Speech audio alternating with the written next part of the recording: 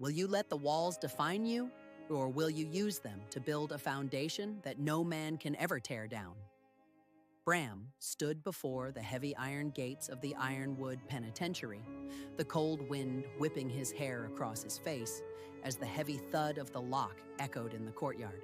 He had been sentenced to 7 years of silence, 7 years of concrete, and 7 years of being forgotten by the world he once knew. But as the guard pushed him forward, Bram did not hang his head in shame or look back at the life he had lost. The warden stopped him at the cell door and grunted with a voice like grinding gravel. "Welcome to your new home, 402.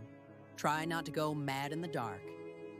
Bram looked the man in the eyes and replied calmly, "This is not a cage. It is a classroom, and I have much to learn." While other men spent their first nights weeping or plotting revenge, Bram sat cross-legged on the thin mattress and calculated the exact number of hours he had left. 61,320 hours lay before him, like a vast, unmapped ocean of potential that he refused to let go to waste. He made a silent vow to himself as the moon rose over the prison walls that no television would ever dim his eyes, and no idle gossip would ever fill his ears. From this moment on, every single breath would be dedicated to the reconstruction of the man he was meant to become. The first morning brought the harsh clang of the wake-up bell and the smell of thin porridge, but Bram was already awake and doing push-ups on the cold floor. His cellmate watched him with a mixture of confusion and pity, but Bram did not look up from the rhythm of his own rising strength. During the morning exercise hour, the other inmates congregated in the yard to trade rumors and share their anger at the world outside. One man approached Bram and asked with a sneer, "Why aren't you joining the circle, kid?" Bram didn't break his stride as he walked the perimeter and said, "Because I am busy traveling to a place you cannot see." He sought out the prison library, a dusty and forgotten corner of the institution where the smell of old paper and neglect hung heavy in the stagnant air. It was there that he found his sanctuary, a realm of leather-bound mentors who did not care about the crimes he had committed in his past. Behind the main desk sat a man who looked as though he had been carved from the very wood of the shelves themselves. Merrick adjusted his spectacles and peered at the young man, his voice a soft rustle like turning pages. "Many come here for a story to hide in, but what do you seek?" Bram met his gaze and replied firmly, "I seek the tools to build a world that cannot be broken." Merrick didn't smile, but a spark of recognition flickered in his gray eyes as he reached beneath the counter and pulled out a heavy volume on mathematical logic. He slid the book across the polished wood, its cover worn but its contents pristine, and Bram felt the weight of a new life beginning in his hands. The months bled into seasons, and the seasons into years, but Bram's routine remained as unyielding as the stone walls that surrounded his tiny world. He would wake at dawn, study for 4 hours before breakfast, and return to his books the moment his daily labor in the laundry was finished. He began with logic and the foundations of programming, visualizing complex algorithms in his mind and scratching code into the margins of old newspapers with a stolen pencil. Without a screen to distract him, he began to see the patterns of the digital world as clearly as the lines on his own palms. Merrick would often join him in the library during the quiet hours of the afternoon to test the depth of his understanding and resolve. The old man leaned back in his chair and asked, "Why do you study the laws of finance when you have not a single coin to your name?" Bram looked up from his ledger and said, "Because the mind must be rich before the pockets can ever hope to be." By the third year, Bram had moved on to the study of architecture and structural engineering, spending his nights dreaming of soaring glass towers and sustainable cities. He learned to calculate the load-bearing capacity of a beam and the thermal efficiency of a wall by heart, building cities in his mind while his body was confined to a 6 by 9 foot space. The pressure of the isolation began to weigh on him as the 5th year arrived, bringing with it a winter so cold the ink in his pen froze solid. He felt the temptation to abandon his books and join the others in the lounge, to simply drift and let the time wash over him like a numbing tide. Merrick found him staring at a blank page, his eyes dull with the exhaustion of 1,000 nights spent in focused solitude.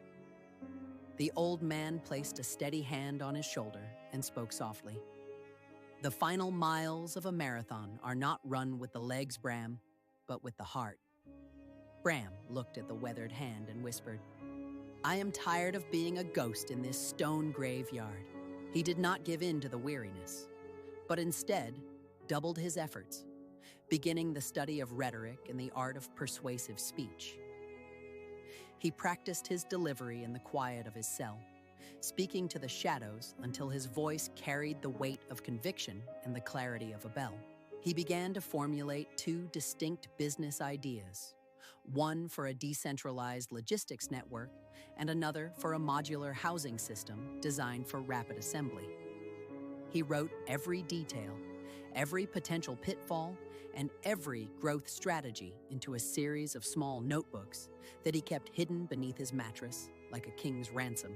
The warden visited his cell on the eve of the 6th year, looking around at the stacks of books and the meticulously organized notes with a look of genuine disbelief.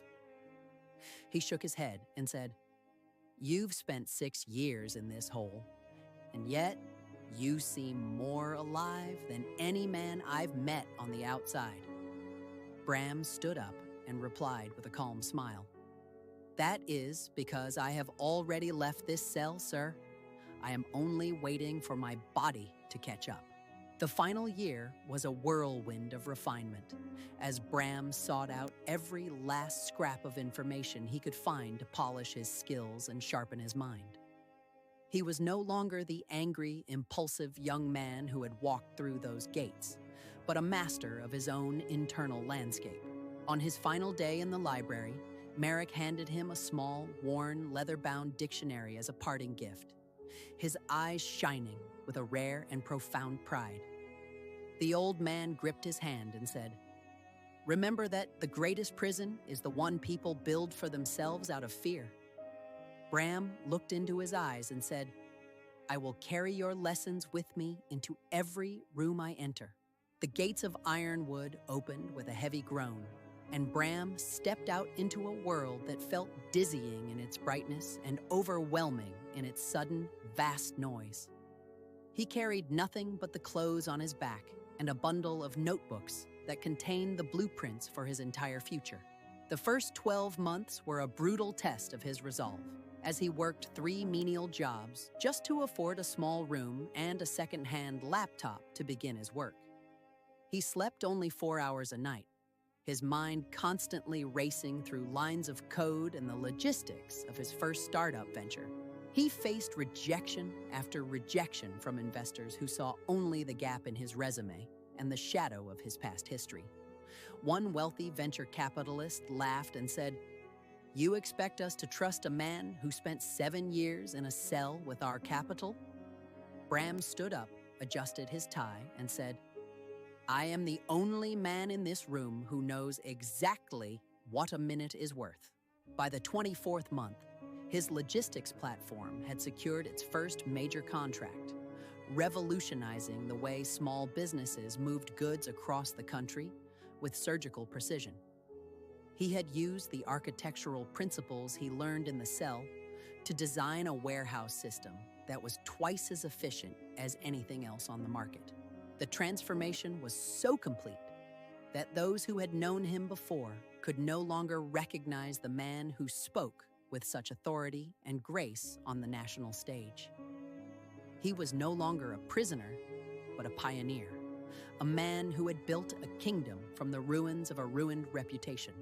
36 months after his release, Bram returned to the Ironwood Penitentiary, not as an inmate, but as a benefactor who had come to build a new education wing.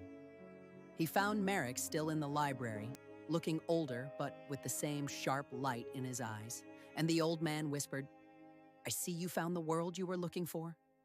Bram knelt beside him and said, "No, Merrick, I built it." He stood on the roof of his new headquarters, looking out over the city he had helped to reshape with his own hands and his own unwavering will. The 7 years of silence had given him a voice that the world would now never be able to ignore or forget. Bram realized then that the walls were never the problem, for the only thing that could truly cage a man was his own refusal to grow and learn. He had turned a sentence of despair into a manifesto of hope, proving once and for all that your spirit is the only master of your fate. So remember, when the world tries to lock you away or tell you that your time is over, that the greatest work of art is the one you make of yourself. You are not a victim of your circumstances, but the architect of your own liberation, and every hour is a brick in the tower of your future.